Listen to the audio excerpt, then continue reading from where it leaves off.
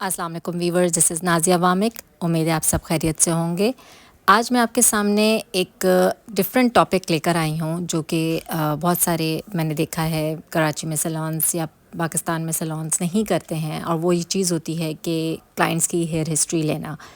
बहुत सारे सैलून्स में आज भी बग़ैर क्लाइंट के कंसल्टेशन के, बग़ैर क्लाइंट के हिस्ट्री के काम कर दिया जाता है। And I feel like this is a very important thing before a client when she arrives at your salon. You should have asked few questions from the client. Firstly, you should have asked, how did you hear about us? What is your plan for your hair today? ये चीज़ें बहुत important हैं। You should know कि client आपके पास जो आया है वो कहाँ से आपके बारे में सुन के आया है। इसके बाद फिर what really actually he wants from you, ये भी बहुत इम्पॉर्टेंट चीज़ है कि वो आपसे ही क्यों करवाने आया है।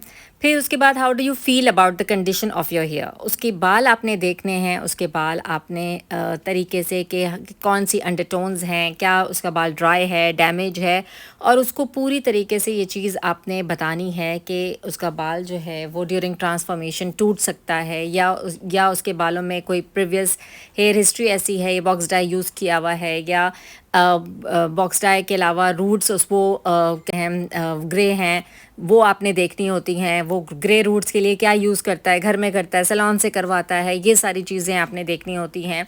फिर उसके बाद how would you describe your scalp. फिर उससे आप पूछिए कि स्कैल्प उसकी कैसी है, ऑयली रहती है या बहुत ड्राई रहती है, डैंड्रफ हो रही है, किसी को स्किन इश्यूज़ बहुत ज़्यादा होते हैं, वो भी आपने देखने होते हैं, ताकि आप केमिकल स्टार्ट करने से पहले यू शुड नो कि उसको कोई सेंसिटिविटी तो नहीं है, कोई किसी चीज़ से उसको रिएक्शंस तो नहीं होते हैं। ये सारी चीज़ें भी बहुत इंपॉर्टेंट होती हैं।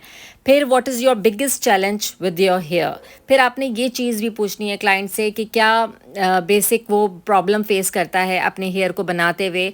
ये भी एक बहुत इम्पॉर्टेंट रोल प्ले करता है। How often do you shampoo your hair. ये एक इतना इंपॉर्टेंट क्वेश्चन है क्योंकि मैंने मोस्टली क्लाइंट्स देखे हैं कि जो समटाइम्स के वो रोज़ाना शैम्पू करते हैं अपने बालों को, and that is really a very bad habit you can say कि डेली शैम्पू करना it's not an a good sign, क्योंकि डेली वॉश करने का मतलब है बालों को आप डेली जो है वो केमिकल प्रोसेस के साथ गुजार रहे हो, क्योंकि शैम्पू भी एक तरीके का केमिकल प्रोसेस ही है। तो आप उसको इस चीज़ के लिए भी गाइड करोगे कि उसने रोज़ाना डेली उस पर शैम्पू यूज़ नहीं करना है। फिर how much time do you spend on hair. ये भी आपने क्लाइंट से पूछना है कि क्या वो आफ्टर केयर करता है और कौन से प्रोडक्ट्स वो आफ्टर केयर के लिए यूज़ करता है। और ऑयलिंग आ जाती है इसके अंदर, उसके अंदर प्रोटीन ट्रीटमेंट्स आ जाते हैं, ओलेप्लेक्स 3 का ट्रीटमेंट आ जाता है, और भी बहुत सारे ट्रीटमेंट आ जाते हैं। इसके अलावा हीटिंग टूल का इस्तेमाल आपने पूछना है क्लाइंट से कि हीटिंग टूल्स कितना वो रेगुलर इस्तेमाल करता है। ये भी एक बहुत बड़ा अहम क्वेश्चन होता है। हीटिंग टूल इस्तेमाल करने से पहले वो हीट प्रूफ स्प्रेज यूज़ करता है कि नहीं करता है। कुछ क्लाइंट्स के अंदर डैंड्रफ प्रॉब्लम्स बहुत ज़्यादा होते हैं, किसी को सिरोसिस होती है, तो ऐसे क्लाइंट्स को आप फ़ौरन ट्रांसफॉर्मेशन पे ना लेके जाएं, बल्कि उनके ये प्रॉब्लम्स उनके दूर करें और उनको बताएं कि उनको क्या क्या चीज़ें यूज़ करनी चाहिए before coming for the colour transformation.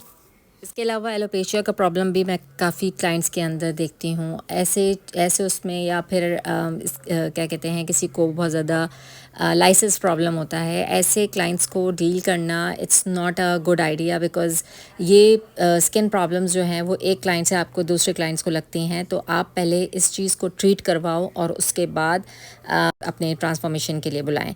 कभी कभार आप नहीं देखते हो और ऐसे क्लाइंट्स को बुला लेते हो, तो आप उनके सारे इंस्ट्रूमेंट्स को वॉश आउट करो।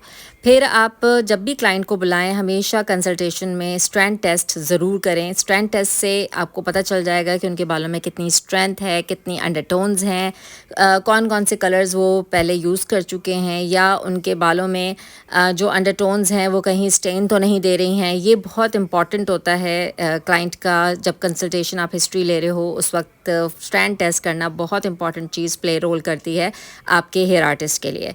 और इससे ये भी पता चल जाता है कि आप जो क्लाइंट आपसे कलर मांग रहा है वो आप कर सकते हो कि नहीं कर सकते हो, ताकि आप क्लाइंट को कभी भी धोखे पे नहीं रखो। आप हमेशा उसको हर चीज़ से पहले उसको इन्फॉर्म करो कि ये कलर आपके बालों में हो सकता है कि नहीं हो सकता, क्या क्या प्रॉब्लम्स फेस होंगी, आपका स्ट्रेंथ कैसा है, आपके बालों में इतनी स्ट्रेंथ है कि हम ये काम कर सकते हैं कि नहीं कर सकते। तो ये सारी चीज़ें आप क्लाइंट को पहले इन्फॉर्म करो, ताकि क्लाइंट का फेथ आपके ऊपर इतना स्ट्रॉन्ग हो कि वो हर चीज़ आपके ऊपर छोड़े कि हाँ ये आप बालों में आप ये कर सकते हो या नहीं कर सकते हो।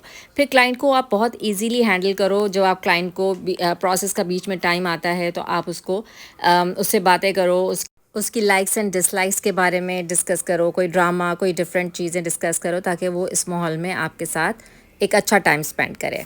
क्लाइंट से उसके skin tone and I colour के हिसाब से कलर डिस्कस करें। ये सारी चीज़ें बहुत इंपॉर्टेंट हैं, ये सब चीज़ें आपको कंसल्टेशन में पूछनी चाहिए। उम्मीद है आज की वीडियो आपको बहुत पसंद आई होगी और आपको बहुत कुछ सीखने को मिला होगा। अगर आप इसी तरह की वीडियो आगे देखना चाहते हैं, मेरे चैनल को सब्सक्राइब करना मत भूलिए और बेल आइकन का बटन ज़रूर दबाइएगा।